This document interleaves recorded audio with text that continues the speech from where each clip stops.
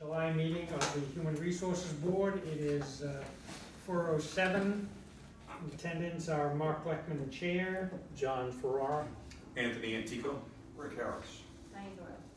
and excuses Deputy Chief Lucy, who apparently is got some prior commitments, but we have a quorum, so we're ready to go here. First order of business is to approve the prior meeting's minutes. Let's take a moment and read through those, please.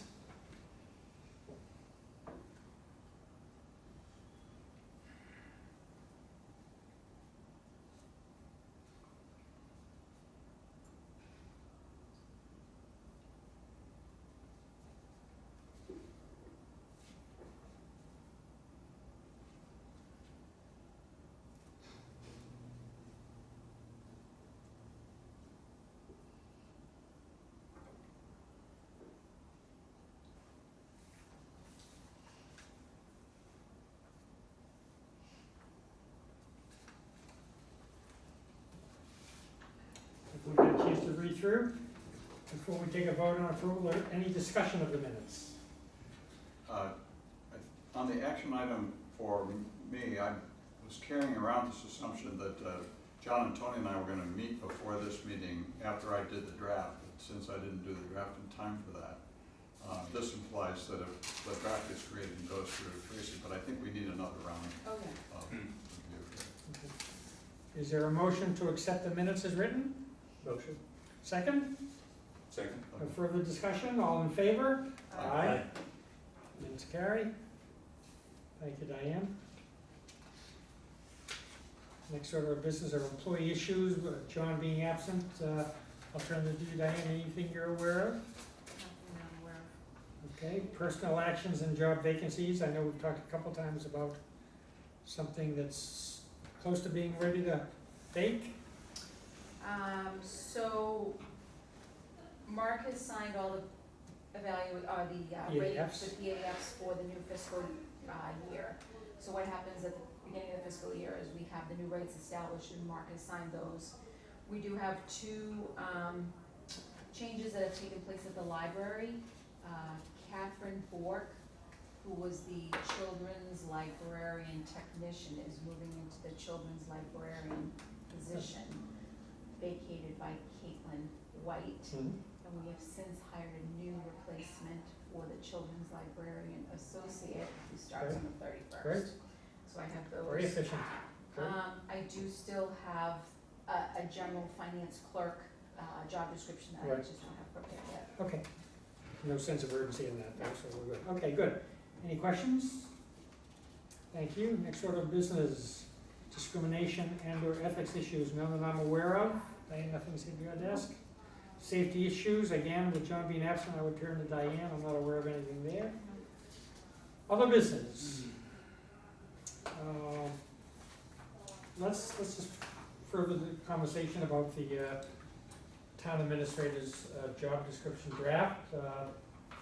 John and Tony and now Rick have done yeoman's work in putting the template in place, and it looks like it's close to being, if not fully ready to go. We just need to scrub it one more time, make sure that the subcommittee is comfortable with all the language, and then it will sit hopefully in front of the entire Human Resources Board in the August meeting, and plenty of time for it to do whatever is necessary in terms of next steps, whether that's town meeting or Tracy and town council approval. I think it would be useful, Diane, if you actually read it critically to see just the accuracy of some of the statements about responsibilities. Okay. I think it also might be useful for us, without having to go chapter and verse this afternoon about responsibilities, to look at the skill requirements and the experience and education level to see if that, because that's only a few bullet points, and if we look at that, then we could you take care of that, and then it's the responsibilities that goes on for almost 2 pages. Right. Just dig into that a little bit more if we have it.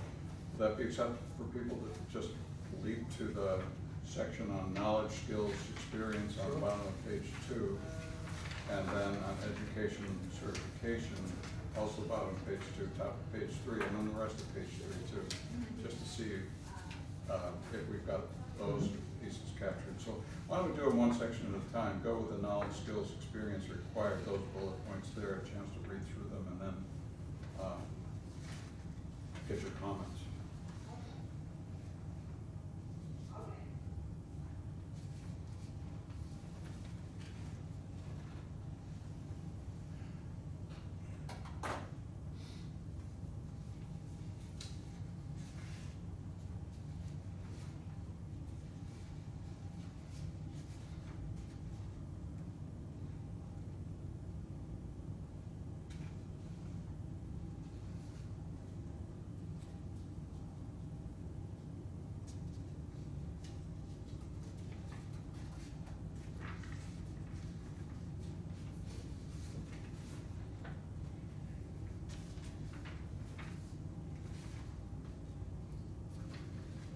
Just if we stay on the knowledge, skills, and experience section, I believe you had a note on the draft here that you sent to me that the first 3 bullets are standard for all job descriptions. Now, that's something that Tracy wants to see in all job descriptions is the commitment to excellent customer service, ability to work well with others, ability to motivate. Yes. So I just pulled those on and then elaborated using John and Tony's comments about some of the things that you felt were important. Any reactions to the bullet points on their knowledge, skill, experience? I had one, and that is, I feel like the second bullet under education and or certification should actually move up to this category. 5 years of experience in a similar position really, to me, is more of a knowledge, skill, experience bullet item versus a education or certification one. Fair enough. And Yeah. I think it's broad brush. I think it would fit perfect. I was going to suggest moving up to the number 1 bullet point, unless Tracy feels like all these first 3 need to be standardized. If that's the case, I'd put it at number 4, because to me it's the most important, certainly experience bullet item we have. 5 years of experience in a similar position. I would either make that the first or the 4th bullet under knowledge, skills, and experiences. I have a comment on that. Rick put down 5 years of experience, but that's not called for in the statute. It says it calls for 3 years minimum. Mhm. So maybe we'd all would like to see 5 years. Maybe that's a goal, but to put that in, I think is a misnomer. Because it's 3 years. I think, John, you had 5 years in your. I did actually, the exact words that I used is 5 years of minimum experience, or Right. 3 years in Massachusetts preferred, in managing business with greater than 100 employees or a town with 5,000 inhabitants or greater. And I took that right out of the statute. Okay, right out of the. 460? Say again? 460? I don't remember exactly, but I went to Massachusetts language and it was highlighted, and I took it word for word, and I don't know. it brings in the 3 that says 5 years is preferred. Obviously, you'd like to know that somebody has the minimum, but the 5 years preferred for town position. Well, I thought this was part of the conversation last month, that we want the job description to generally map to the chapter, the statute, but it did not have to mirror word for word. Of course not. And that, you know, that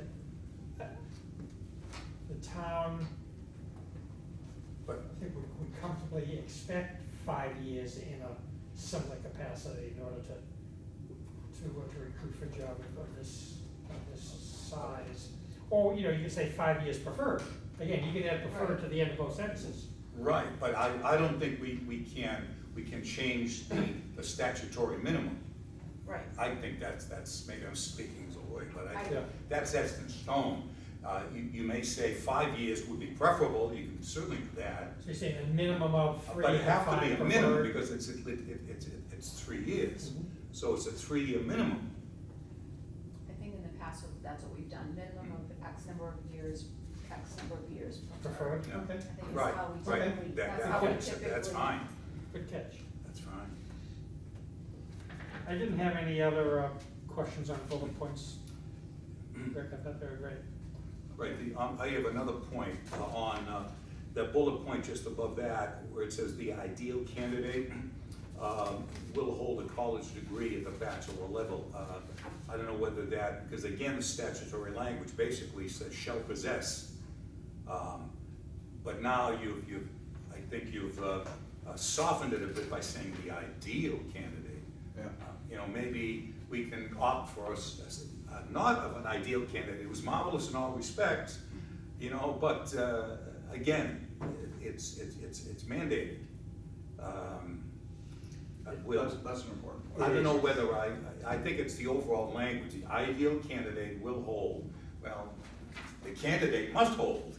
You gotta get the word minimum in there. Right, And right. again, extracted from my research, there's a minimum of BS or BA in public administration, political science, business administration, or similar fields.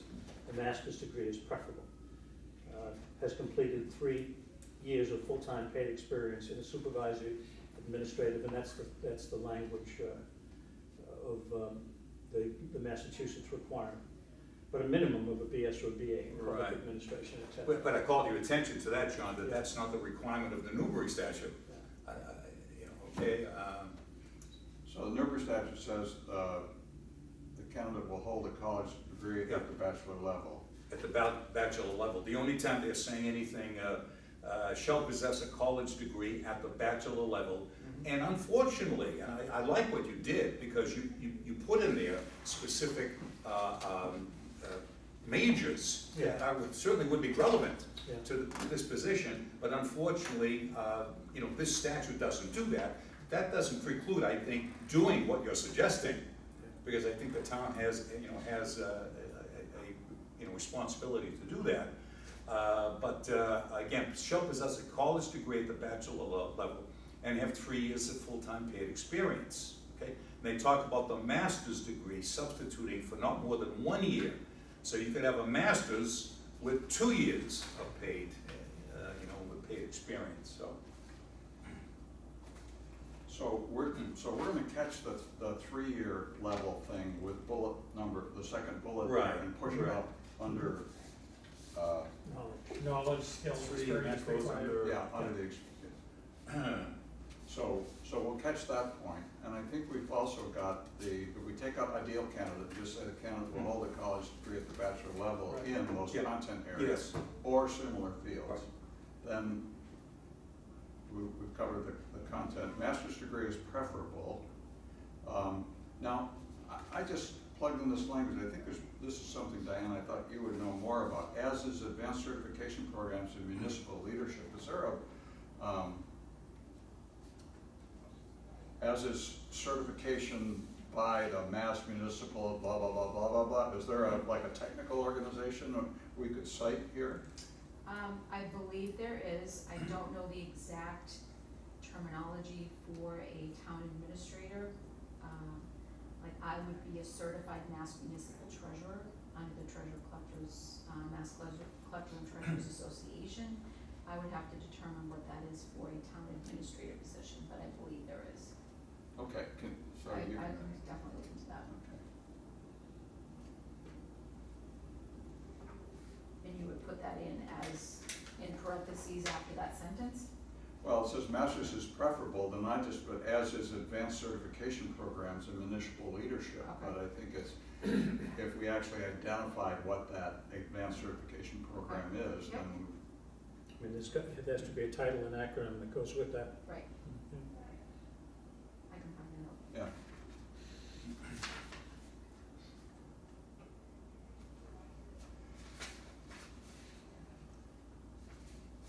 Where are we now? Still under knowledge, skills? Or? Okay, so then, have we discussed those two areas, knowledge, skill, and certification, education certification? Mm-hmm. So then moving on to the mental skills and the Right. managed physical. Again, backing up, I'm sorry, I have to be quicker for you. There is a, what do we call it before, just a spelling situation? What do you call it? Wordsmithing. Wordsmithing. Wordsmithing. Wordsmithing, demonstrating. Demonstrating. D-E-M-O-N. Oh, no, that's a spellsmithing, that's Oh. it's a subset Where of is words. that? Oh, okay, see, now you're gonna be more confused. Where are you? Yeah. The The second the bullet second under bullet knowledge down. skills, the first line has a Oh, typo. administrative, Yeah. okay. And, Demonstrating. yeah, and the, let's say, one, two, the third bullet from the bottom of that section. Maybe this is the way to do it, but you put in a math ratio, one to one. Maybe it'd be better just to spell it out. Oh, okay. You know, I don't know, I mean, if that's the way it's done these days, I don't have any problem with that, but. It's probably hyphenated 1, 2, 1. Yeah, that's kind of a shorthand, 1:1. No, I know. I think in the spirit of the language now, probably the better terminology is one-on-one, One-on-one. rather than 1-to-1. It might be a better one. Yeah, one-on-one. Yeah, One-on-one interaction, yeah. one-on-one. Yeah, There you go, face to face. There you go. And then the last comment, the last bullet is, it's skilled at getting unaligned groups to work cooperatively. I think maybe we can come up with a synonym for getting, and I don't know, I like persuading, would that fit better? Achieving, convincing, something like that. Achieving is probably the better word. Yeah. Skilled at achieving underlying groups. Good, okay. My mother and father wouldn't let us use the word got. Yeah, I get that. well, achieving doesn't fit for me, just again for the Yeah, Okay. How about- Language. You don't achieve a group. yeah. Yeah. so how would it be if we said skilled at aligning groups to work cooperatively together? Because you want them to work whether they're aligned already or not aligned, I like that. skilled at aligning groups, Or skilled. disparate groups.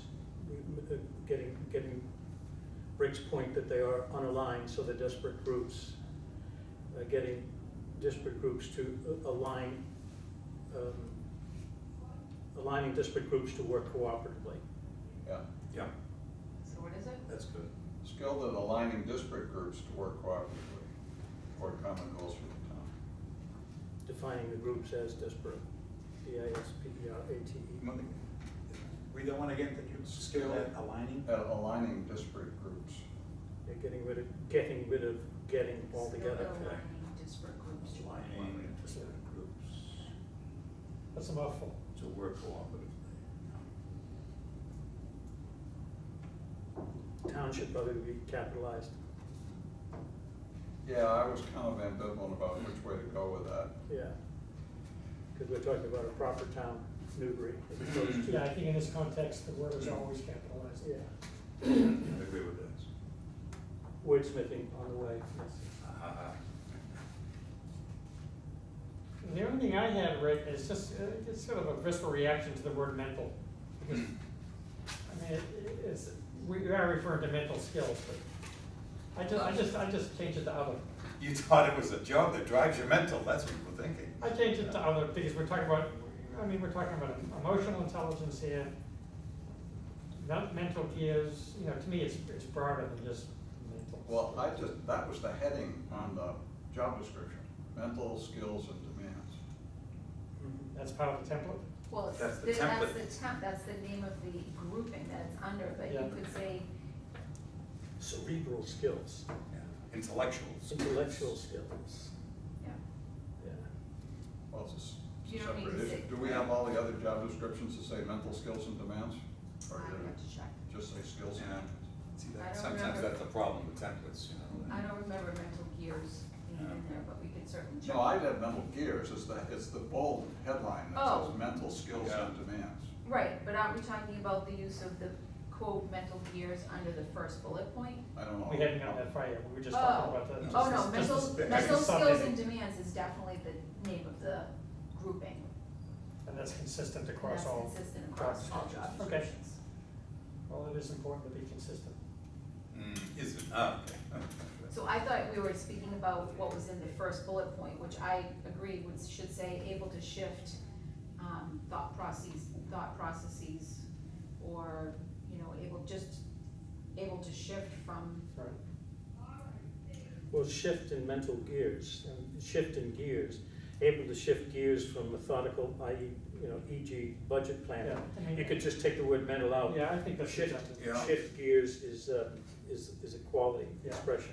And that's a commonly used. Everybody phrase. knows it. Yeah. I think it's- Yeah, that's good. So we'll kill the second mental. Yeah.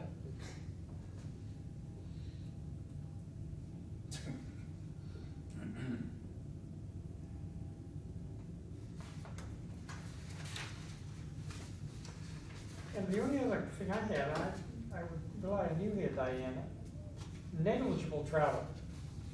I would guess that Tracy does her fair share of local travel. Mhm. So I'm wondering if maybe we should say occasional local travel versus negligible. Mostly local travel. Yes. Does she go to the National Association of this or that? There might be an annual conference, but I think Well, I'm gonna say just mostly occasional local. travel, or occasional travel, mostly local. Does she go out of town at all? on She does go to business? conferences occasionally, Out of state or out of you know, region conferences? state, Yeah, so maybe occasional travel, mostly local. Something like that. That certainly would cover it. One thing I did not put in here, but I think it needs to be recognized that this job that she's got is, it's captured here in the long work days, but there's something about keeping enough physical energy in reserve that you don't get so run down that you bite somebody's head off. Like so you're capturing the idea of emotional intelligence, but it's also the time pressure in this job that requires so much time on task that you got to manage your energy too. And I didn't know how to say that without sounding too psychological about it. I think it's, in some jobs, for example, they would say physical demand might be able to lift 25 pounds, right. something like that. Yeah, But again, that's the problem with templating, it's Or withstand the pressures of a twice annual town meeting. something like that. well, I mean, I think long work days with evening meetings can contribute to fatigue, but you're saying in terms of, I mean, that's the physical aspect of the job. I think possess the emotional intelligence to deal with a wide range of emotions in others and react appropriately might cover what you're asking for. I don't think it would fall under the physical demands, because it's really more of an emotional or your mental skills. Yeah, You could say range emotion in others and react appropriately. yeah.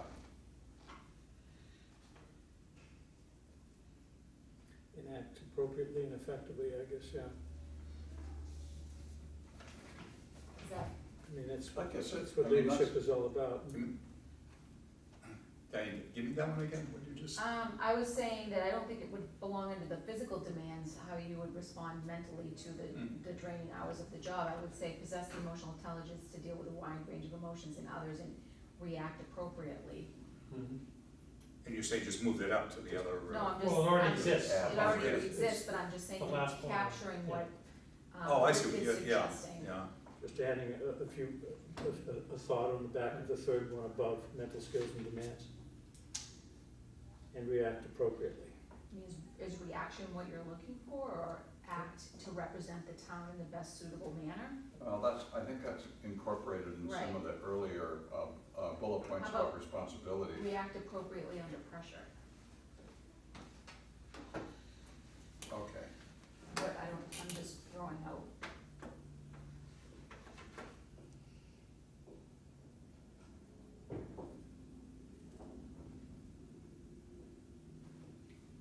Yeah, I think I that mean, pressure isn't it- gets at what I was thinking of, how a person in this job needs to be able to react under pressure.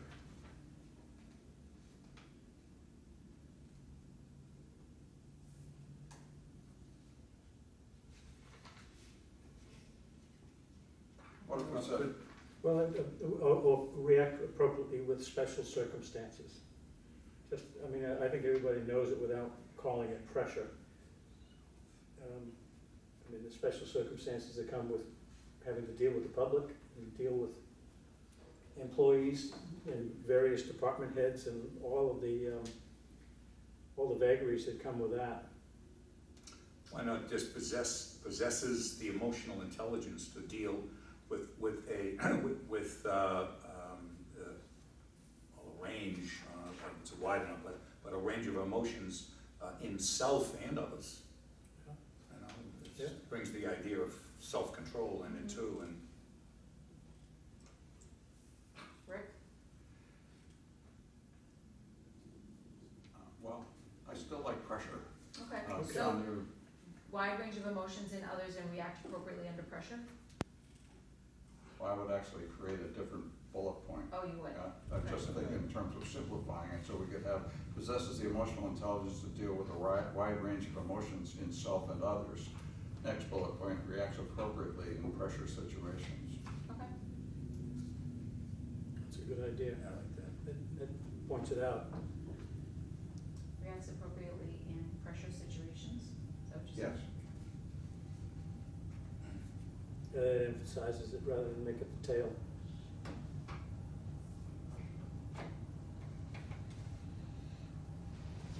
Okay, now we know what she needs to bring to the party. Now what we need to do is define all those letters about what she needs to do, which I'm proposing the three of us do a line at a time, as opposed to spending time here doing it. Right. So the subcommittee will meet sometime between now and the August meeting. Yes. Yes. Hopefully, scrub that, come back with a finished product. Yeah, and The if August possible, could we even do it this week? I have an organic calendar this week, and that my office is sending me in 2 different locations this week, and I don't know what the hours and the days are yet. I'll know it tomorrow. I'm open Wednesday, Thursday. I'll know by close of this evening or midday tomorrow what the rest of the week looks like. Okay. Tomorrow. Why don't we have the subcommittee communicate via email over the next day or so for the purposes of scheduling the Okay. subcommittee meeting? Thursday later in the day, potentially, like 3 o'clock. Sure. Whatever's easiest That, for you. I mean, if that works. Thursday at 3. Make it easy on you so that you don't Well, I'm have just, to shuffle your day. we have payroll this week, so Okay. typically later on Thursdays are good, but we could, that. Okay, whatever, just, And then you wanna just let us know if that works? I I'll mean, know this evening or by noon tomorrow which days that I'm not on the road. And, I'll get that out to the collective right away. Okay. And it'll be at 3 o'clock in any case, any of the day chosen, it'll be 3-ish.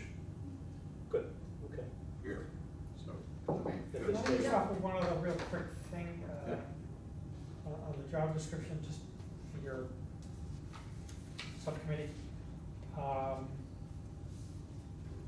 keep looking at duties and responsibilities, and the very first word just struck me as inappropriate, supervises.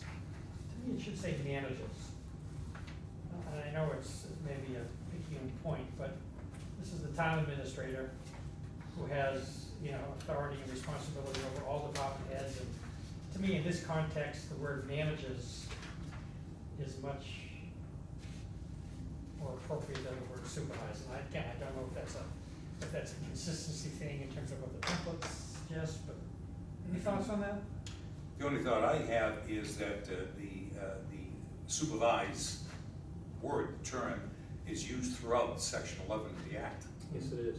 and it's it's very, very specific. And she is the chief administrative officer. Yeah. And she's not managing the heads, they're managing themselves, she's supervising the managing they do. I think the word supervising is more appropriate.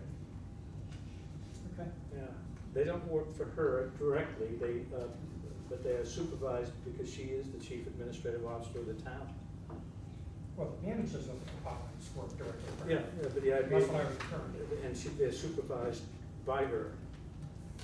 I don't think it's, Okay, just again, personal preference. yeah. And lastly, I wasn't sure about I this. think managers is just too heavy a term. In other words, that implicates or implies rather of micro stuff, as opposed to just overall supervision. I don't know, that might be wordsmithing as well. Okay. And, is it accurate that she may remove all officers and employees of the town who are not otherwise appointed or elected? I understand elected, but I circle the word appointed. I mean, if she were, if I was guilty of some malfeasance as the chair of the board, couldn't she remove me, even though I'm an appointed member of the board? What letter are you, D, the end of D. She may remove all officers and employees of the town who are not otherwise appointed or elected or covered by CBA. I understand CBA and I understand elected, but it would seem, just as a layperson, that Tracy could dismiss a member of a committee or a board who had been appointed for wrongdoings, for, I don't know, behavioral issues, or I don't know. I think the beginning of that clause may have the answer on the recommendation of department heads. So the department head is not the firing or disciplining element, it's the administrator. Okay, so you're suggesting that department heads, where there's no department head on this committee, the Board of Selectmen approves Mark's appointment, and then all the subsequent appointments on the committee, on the department. We're not a department. yeah, no, I think that's covered someplace else in the Okay. statute, because we're all appointed by the selectmen. That's Right. right. Right. And hence not otherwise appointed or elected. So you think it's only the selectmen who can, Toss us out. who could, Well, I think what's, another thing, and I don't know where it is in here, but because we're a board, an appointed board, right, that isn't specifically identified like some of the other boards that are identified as independent, we actually work for her. The board works for her, and she has the right to reorganize however she wants to. It's just the way it's one written. of the other bullet items, yeah? She can do that, so I would think that would include naming who ought to be on it or off it. So we which need to then- chase down otherwise appointed. Yeah. Yeah. So I don't, So just put a question mark on that one? yeah. And I added in there that question mark about not covered by collective bargaining agreements, because it seems to me just logically that they have to go through a different review process. So I don't think collective bargaining was in the statute. No, it wasn't. as you read it. Surprisingly, it wasn't.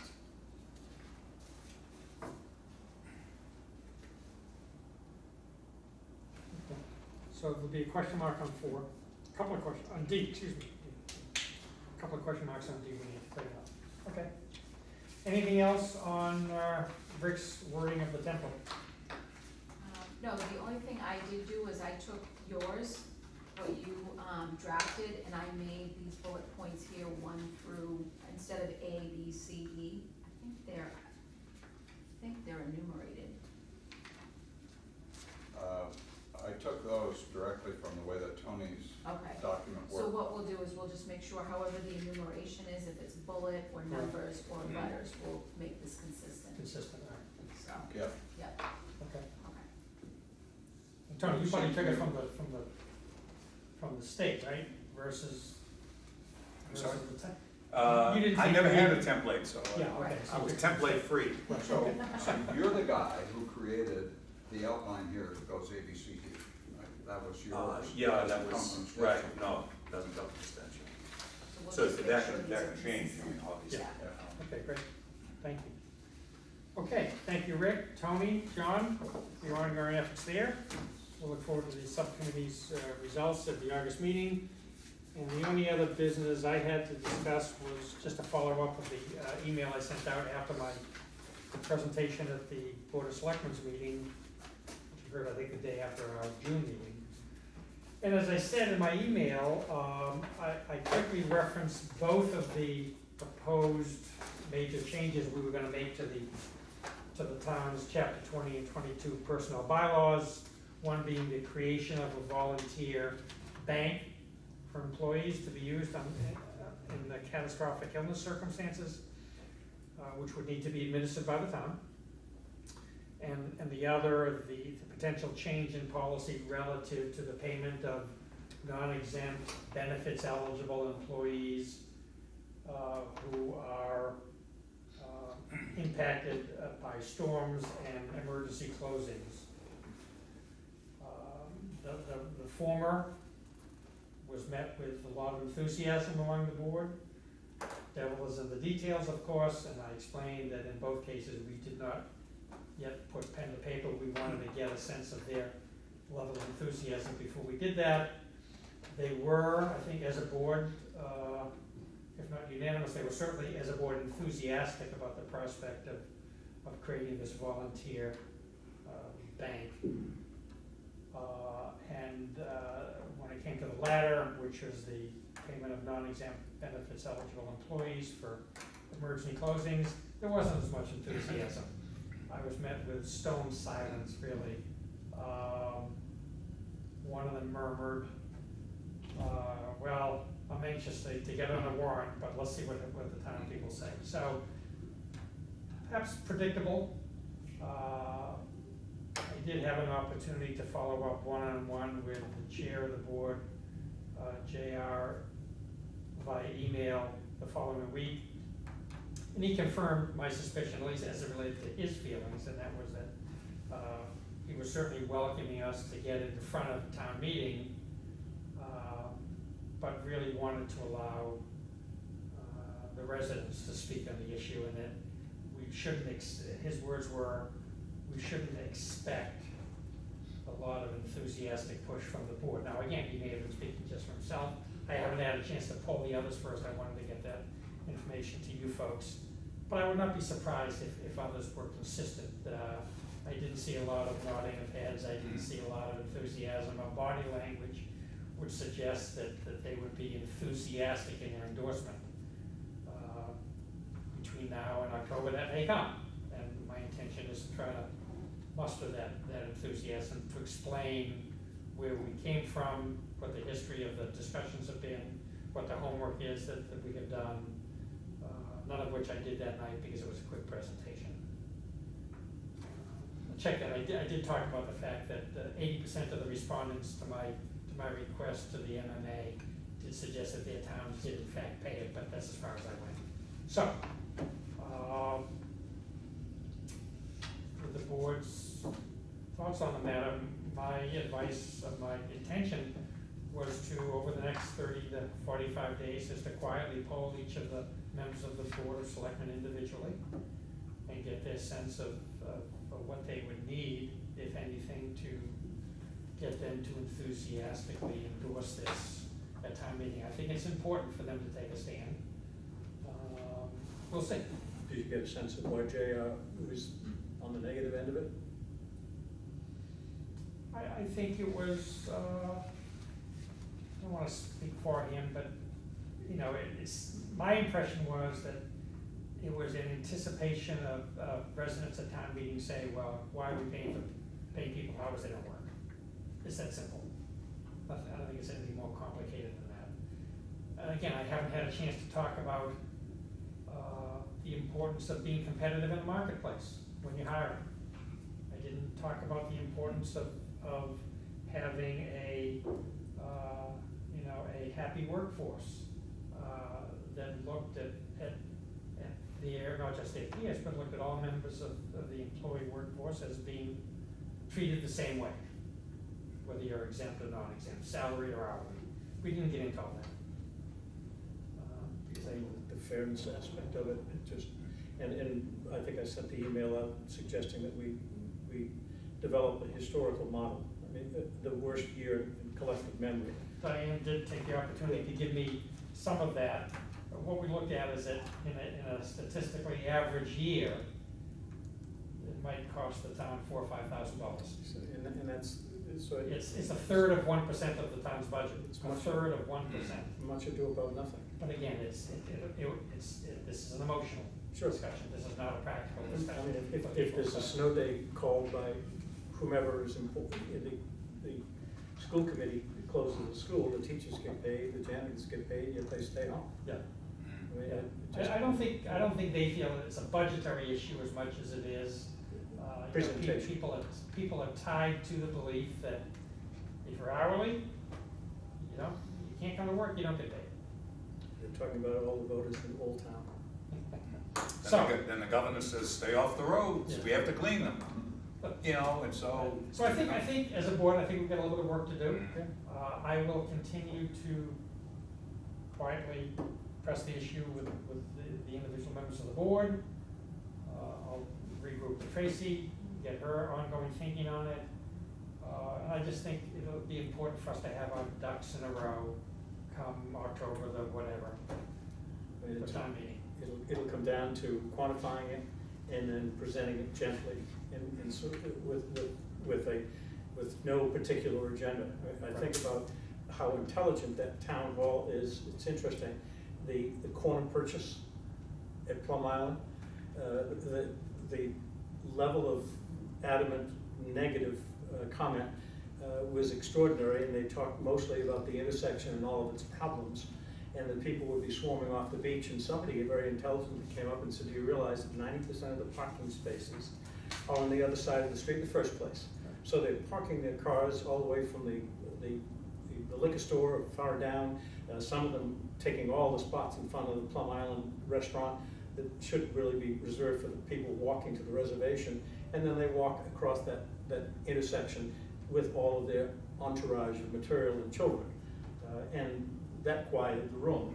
And it's interesting, that one quiet observation, quantifying the problem, put it to bed.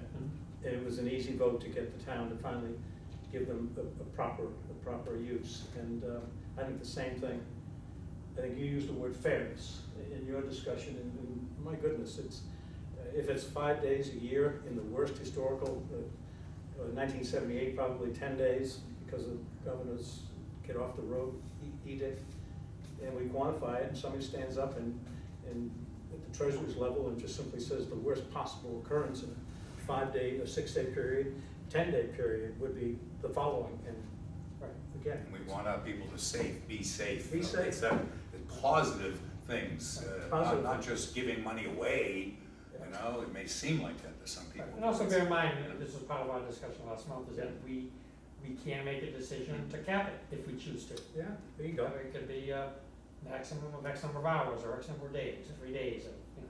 I mean, it's the So same thing. we have that option available, so more to come. In sick pay, the same motivation, that sick pay is designed so that people don't bring their unhealthy circumstance to a closed room office and make their associates ill. You want to design these, oh dear. Speaking of emergency And clauses, so with that in mind, is there any other business? None. Apparently not. Wow. Oh, my goodness. Is there a motion to adjourn? Motion. Motion. Second? Second. Second. Wow.